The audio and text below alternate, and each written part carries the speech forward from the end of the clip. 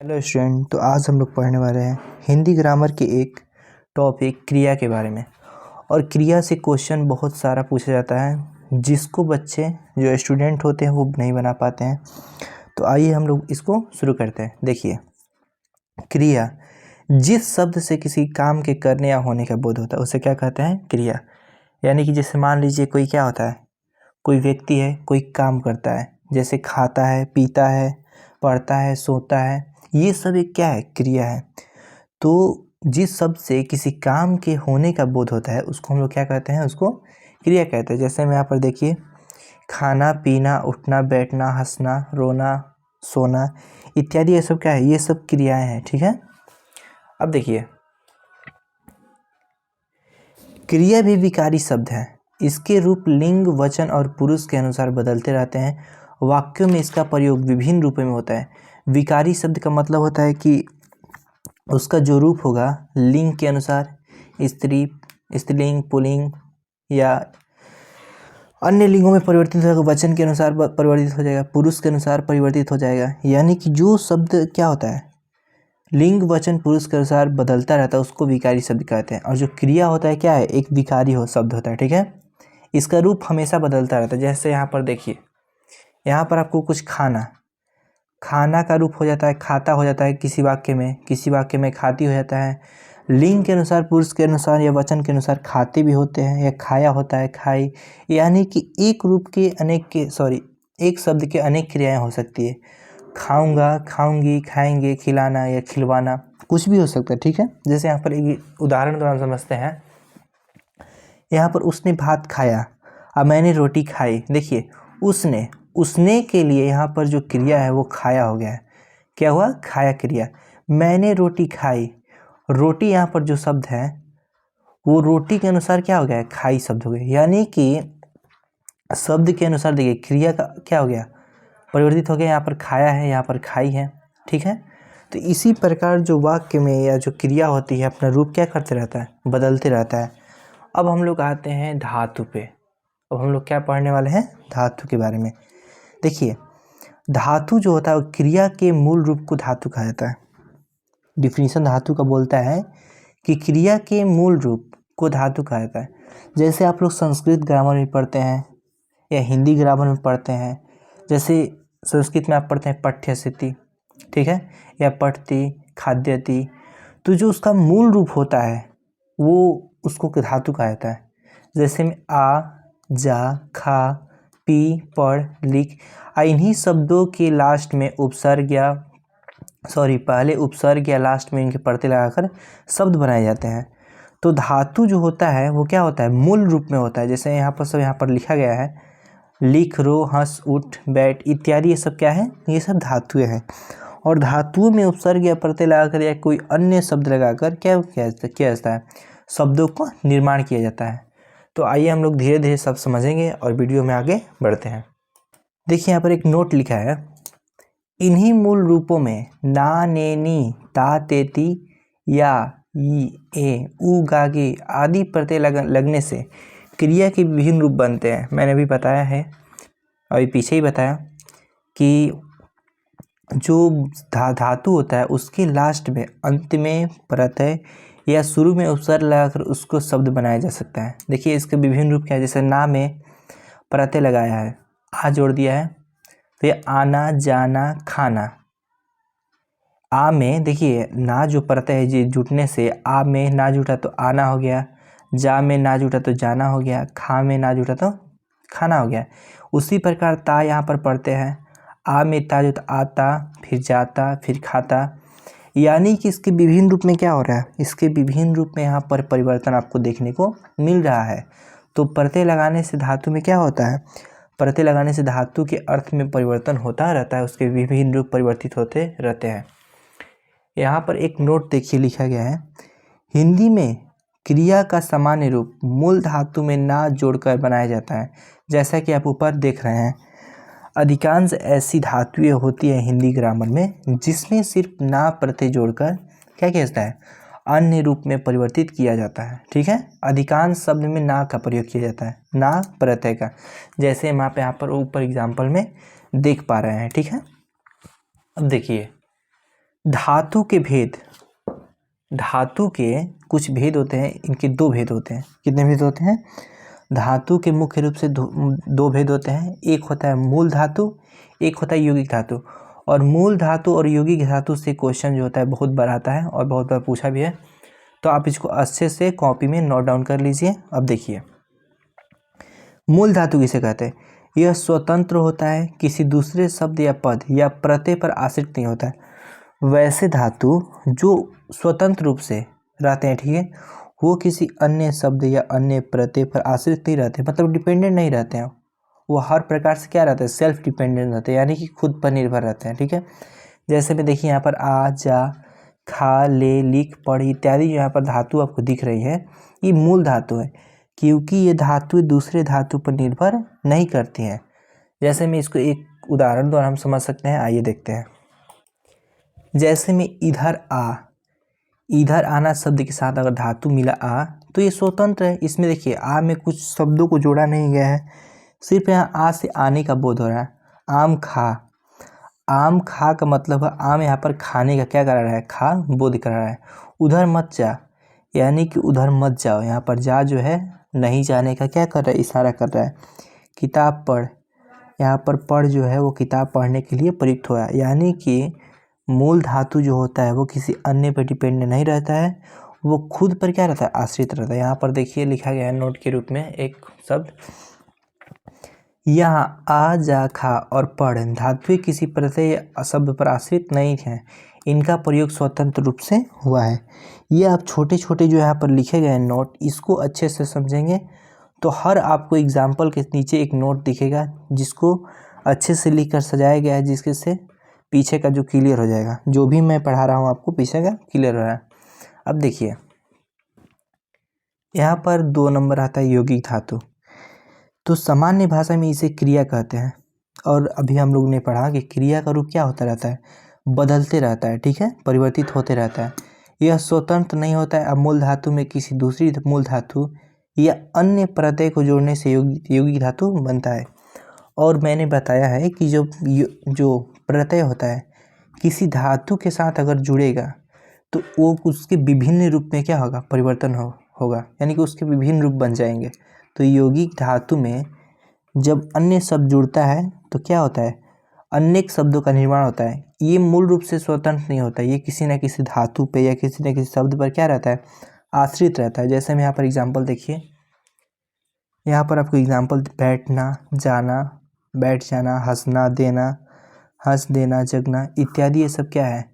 ये सब यौगिक धातु है। तो आपको अगर परीक्षाओं में पूछेगा कि अपनाना या जगवाना कौन सी धातु है, तो आप लोगों का क्या कहना है?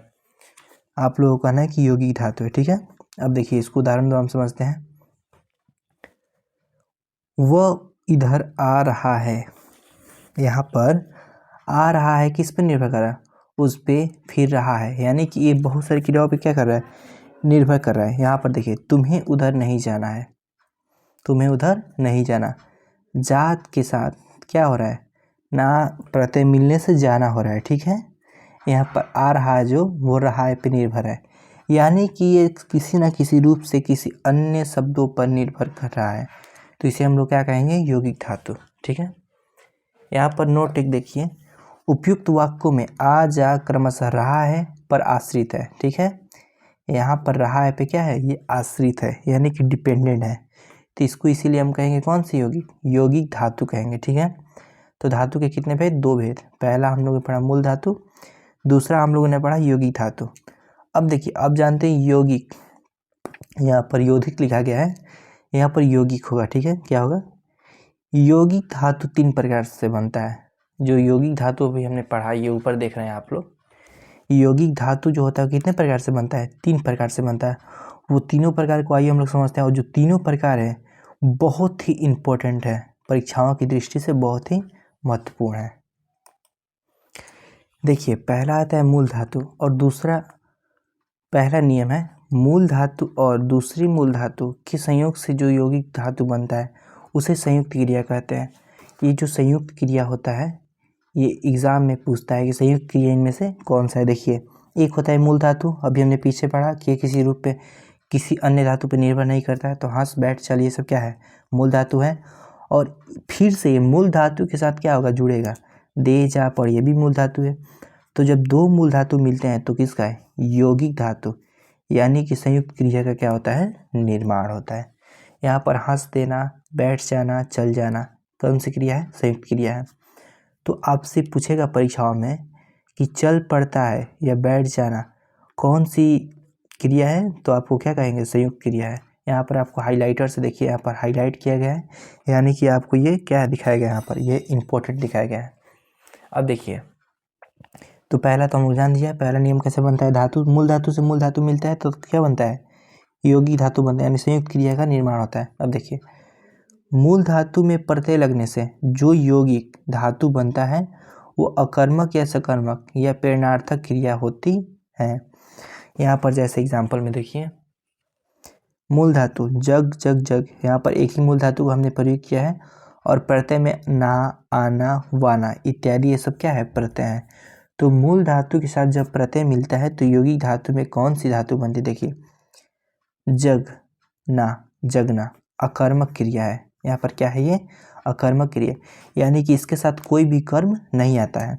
जग यहाँ पर है जगाना, कौन सा है, जग में आना जब मिलता है तो जगाना बनता है, तो ये सकर्मक क्रिया है, इसके साथ एक कर्म आएगा, ठीक है। जग प्लस वाना, यानी कि जग के साथ जब वाना मिलेगा तो जगवाना। और बहुत ही इम्पोर्टेंट जो होता है वो ये होता है, तो यहाँ पर आप देख रहे हैं जगवाना, परीक्षाओं में प्रेरणार्थक क्रिया बहुत बार पूछता है। तो यहाँ पर जगवाना, खिलवाना, पढ़वाना ये सब क्या होता है, ये सब जो हम लोग होता है प्रेरणार्थक क्रिया होता है। और प्रेरणार्थक क्रिया आप लोग अच्छे समझें, ठीक है। देखिए अब हम लोग बढ़ते हैं 3 नंबर की ओर।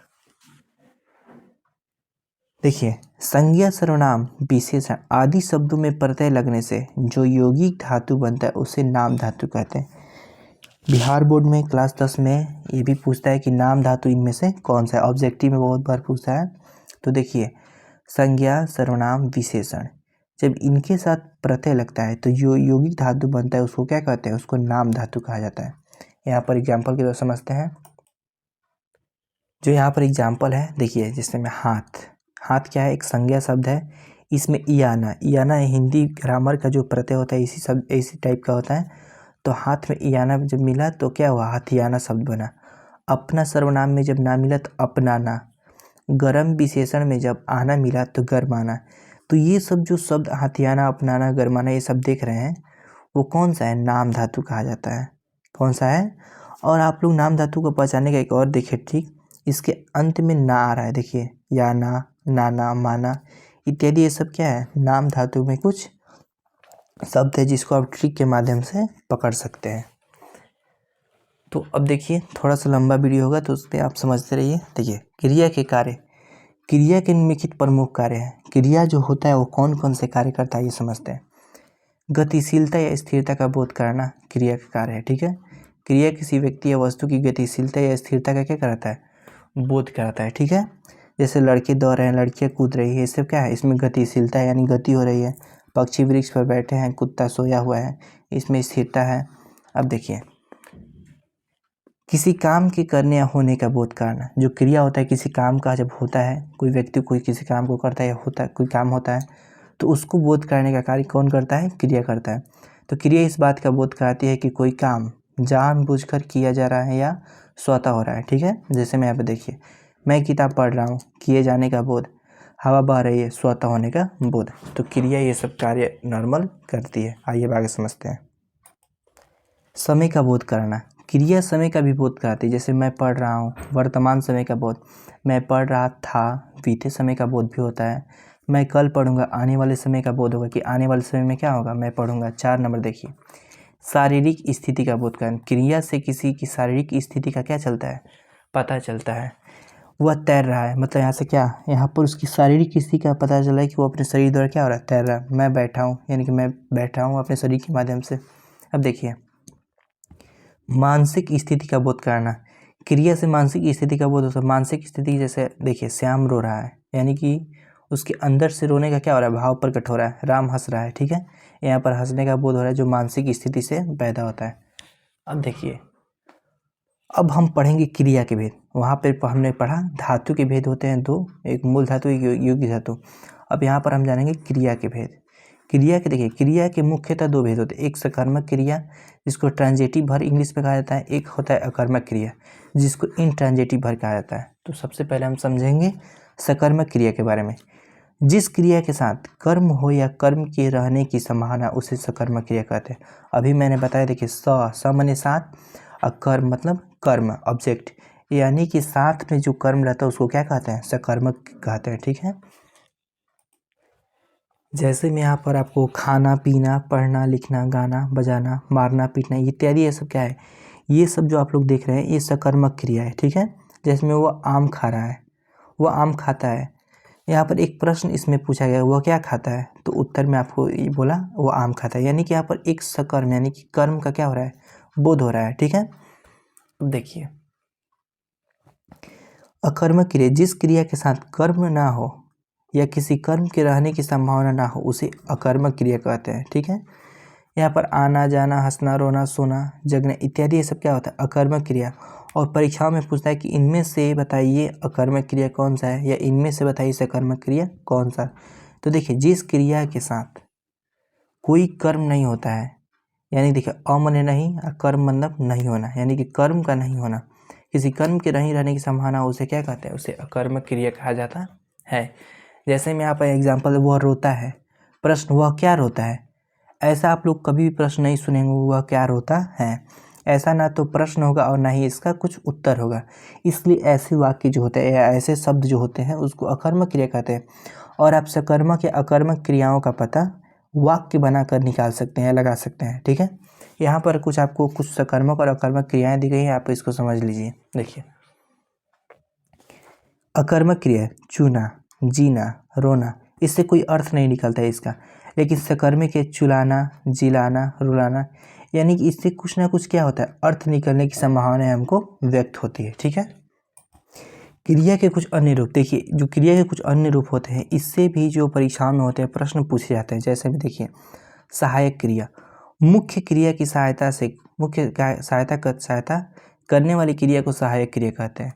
जैसे में किसी वाक्य को हम जब बनाते हैं तो मुख्य क्रिया हमारा कुछ और होता है, जैसे हूँ, है, हूँ, रहा हूँ, ये वाक्य में सहायता करता है, उसको उस उदाहरण को क्या करता है, उस सेंटेंस को पूरा करने में सहायता करता है, इसीलिए इसे सहायक क्रिया कहता है। जैसे देखिए मैं खा रहा हूँ, यहाँ पर रहा हूँ क्या है, एक सहायक क्रिया। यहाँ पर मैं और खा रहा हूँ का जो सहायता कर रहा है वो रहा है, रहा हूँ है, इसलिए इसको क्या कहा जाता है, इसको सहायक क्रिया कहा जाता है। यहाँ पर नोट देखिए, मुख्य क्रिया और सहायक क्रिया के संबंध में कुछ महत्वपूर्ण बातें, यानी कि यहाँ पर समझने वाली बात है कि मुख्य क्रिया कौन सा होता है और सहायक क्रिया कौन सा होता है। तो देखिए समझते हैं। पहला, किसी वाक्य में सहायक क्रिया या न हो एक मुख्य क्रिया अवश्य होती है। मतलब कि कब बोल रहा है वाक्य कि किसी सेंटेंस में या किसी वाक्य में सहायक क्रिया हो या ना हो उससे हमको कोई फर्क नहीं पड़ता है, लेकिन वहाँ पर मुख्य क्रिया अवश्य रहता है, जरूर से जरूर रहता है। देखिए जैसे वह पटना गया, उसने शुभम से कहा, यहाँ पर जो वो पटना गया, यानी कि जो जाना क्रिया है, वो जो पटना जा रहा है लड़का, वो मुख्य क्रिया हो गया।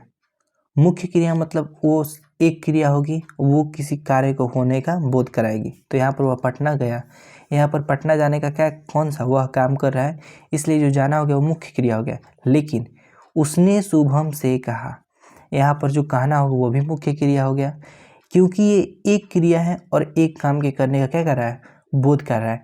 कभी कभी किसी वाक्य में दो क्रियाओं का बोध मतलब उपयोग होता है, तो उसमें एक क्रिया क्या होती है, एक मुख्य क्रिया होती है, एक सहायक क्रिया होती है।